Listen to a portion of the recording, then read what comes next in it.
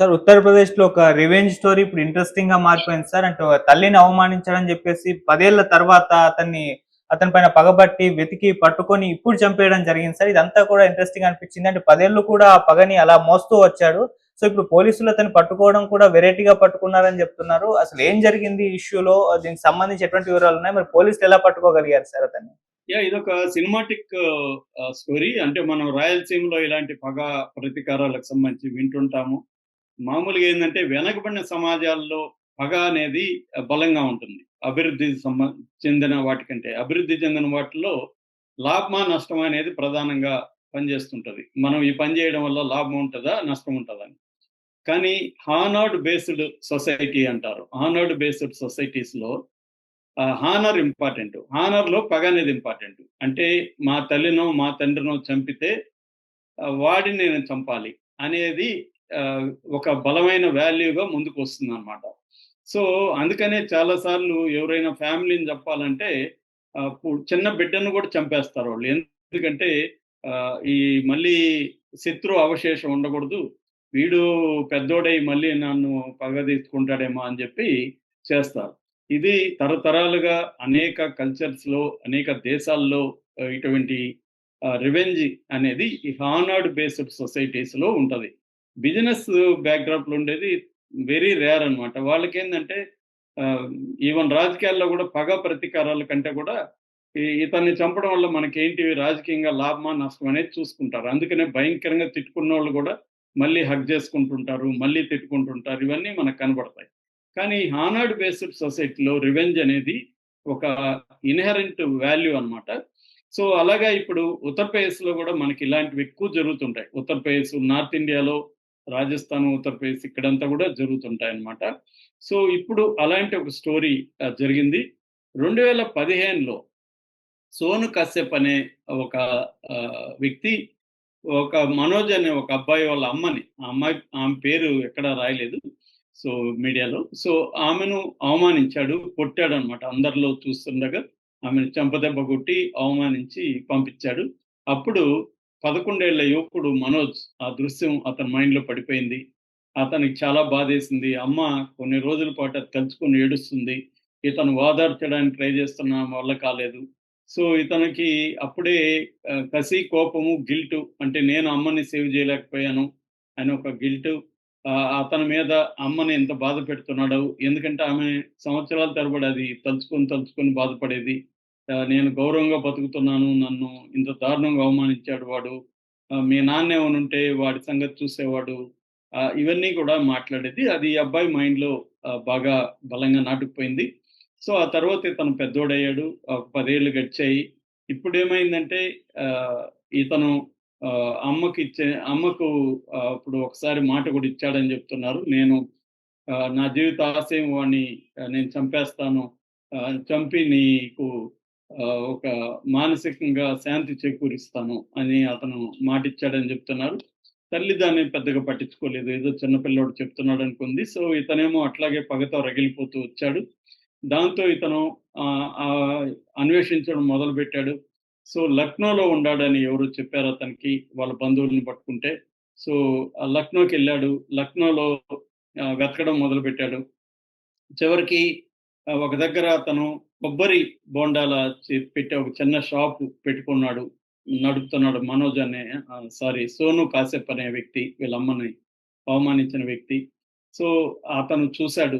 చూసిన తర్వాత అక్కడ లక్నోలో ఇతనికి కొంతమంది ఫ్రెండ్స్ ఉన్నారు. రంజిత్తు, ఆదిత్తు, తర్వాత సలాము, రహమద్ అలీ ఈ నలుగురితో మాట్లాడాడు. "ఒరేయ్! నా పగ ఇది. చిన్నప్పటి నుంచి నా పగకు మీరు హెల్ప్ చేయండి. మీరు హెల్ప్ చేస్తే నేను గ్రాండ్ పార్టీ ఇస్తాను మీకు" అని చెప్పాడు. సో, వీళ్ళందరూ ప్లాన్ చేసుకున్నారు. రెక్కీ చేశారు. అతని దినచర్య ఏంటి? ఎక్కడి నుంచి ఎక్కడికెళ్తాడు? ఎప్పుడు ఎక్కడుంటాడు? ఏ టైంకి ఎక్కడుంటాడు? ఎక్కడ చంపితే మనం సీసీటీవీలో కనపడము? ఇవన్నీ వాళ్ళు కొంత స్టడీ చేశారు. స్టడీ చేసి ఈ అబ్బాయి నైట్ వెళ్తాడు ఇంటికి షాప్ మూసి వెళ్ళినప్పుడు ఒక దగ్గర నడిచి వెళ్తాడు. వెళ్తున్నప్పుడు ఒక దగ్గర చీకటిగా ఉంటది. అక్కడ చీకటిగా ఉండడం వల్ల సీసీటీవీలు ఉన్నా గూడా సరిగ్గా కనపడవు. కాబట్టి అక్కడ చంపాలని డిసైడ్ అయ్యారు.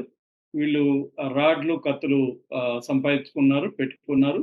మొన్న మేలో చంపుదామని ఒక డెడ్‌లైన్ మే 22 తేదీ చంపాలని డిసైడ్ అయ్యారు. ఆ రోజు ఇతను షాపు మూసేసి నైటు బయలుదేరాడు.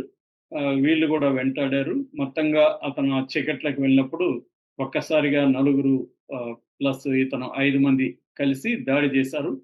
దాడి చేసి రాడ్లతో కొట్టి, కత్తులతో పొడిచి చంపేసి పారిపోయారు. అప్పటికి పోలీసులొచ్చారు. పోలీసులు చెక్ చేశారు. కెమెరాలు చెక్ చేస్తే కెమెరాల్లో ఆహ్, సరిగ్గా మొఖాలు కనపడలేదు. అంటే టీ షర్ట్‌లు అవి ఇవి కనిపిస్తున్నాయి గానీ, కరెక్ట్‌గా మొఖాలైతే కనిపించట్లేదు. పైగా ఇతనికి ఎనిమీస్ ఎవరున్నారు? ఎవరు చంపుండే అవకాశం ఉంది? ఇవన్నీ గూడా పరిశీలించారు. ఇతనికి ఎవరు గూడా ఎనిమీస్ లేరు అక్కడ. సో, వాళ్ళ భార్య, పిల్లలు గూడా ఇతను చంపుండే అవకాశం ఎవరుందో చెప్పలేకపోయారు. దాంతో వాళ్ళకి ఏం జేయాలో అర్థం గాలేదు. వాళ్ళు మామూలుగా రొటీన్‌గా ఎవరికో ఒకరికి అప్పగించారు అది. ఈ ఫోటో ఒకటే ఉంది వాళ్ళ దగ్గర. అంటే ఈ ఫుటేజ్ ఉంది. ఈ ఫుటేజ్‌ని మ్యాచింగ్ కోసం వాళ్ళ దగ్గర పోలీసుల దగ్గర మనకంటే ఎక్కువ మంచి సాఫ్ట్‌వేర్‌లుంటాయి. మనం ఏంటంటే ఇప్పుడు ఇమేజ్ రివర్స్ సెర్చ్‌లో జేస్తాం. మనకు ఒక ఫోటో దొరికిందనుకో, దాన్ని ఇమేజ్ రివర్స్ సెర్చ్‌లో పెట్టి చేస్తే అలాంటి ఫోటో సిమిలర్‌గా ఫ్రేమింగ్ గాని, సిమిలర్ మొఖాలు గాని ఉన్నవి మనకి నెట్‌లో ఇస్తారనమాట. సో, అది అంత పవర్‌ఫుల్‌గా ఉండదు.